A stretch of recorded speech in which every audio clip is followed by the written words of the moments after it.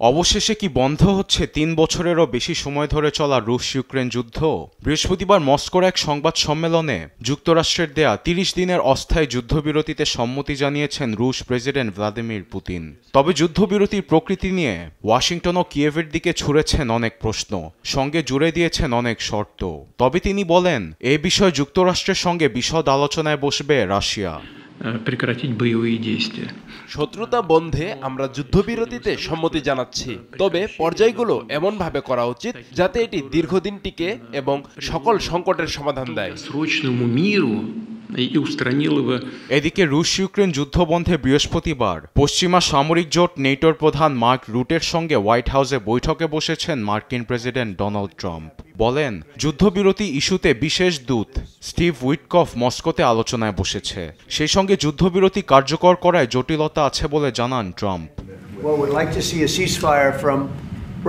আমরা যুদ্ধবিরতি আলোচনার শেষ পর্যায়ে আছি, কিন্তু দখলকৃত অঞ্চলগুলো কার কাছে যাবে সেগুলো নিয়ে অনেক জটিলতা আছে। প্রক্রিয়াটি আসলে সহজ নয়, কিন্তু আমি খুশি রুশ প্রেসিডেন্ট যুদ্ধবিরতি বন্ধে সম্মতি জানিয়েছেন।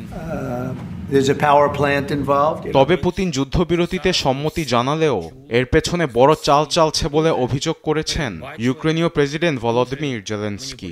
বৃহস্পতিবার তিনি বলেন, ডোনাল্ড ট্রাম্পকে দেখানোর জন্যই পুতিন যুদ্ধবিরতির কথায় হ্যাঁ বলেছে, কিন্তু খুব দ্রুতই রুশ প্রেসিডেন্ট সুর পাল্টে ফেলবেন। এদিকে রাশিয়ার ক্রুস্ক অঞ্চলের অধিকাংশ জায়গা থেকে ইউক্রেনীয় সেনাদের দমন করেছে বলে দাবি করেছে মস্কো। বৃহস্পতিবার রুশ প্রতিরক্ষা মন্ত্রণালয়ের বিবৃতি বলছে, তারা ক্রুস্কের সুৎজা, মেলোভাই ও পদলের বেশ কিছু এলাকা ফের নিয়ন্ত্রণে নিতে সক্ষম হয়েছে। বৃহস্পতিবার পুতিন বলেন, ক্রুস্কে ইউক্রেনীয় সেনাদের হাতে দুটি রাস্তা আছে, হয় আত্মসমর্পণ, না হয় মৃত্যু।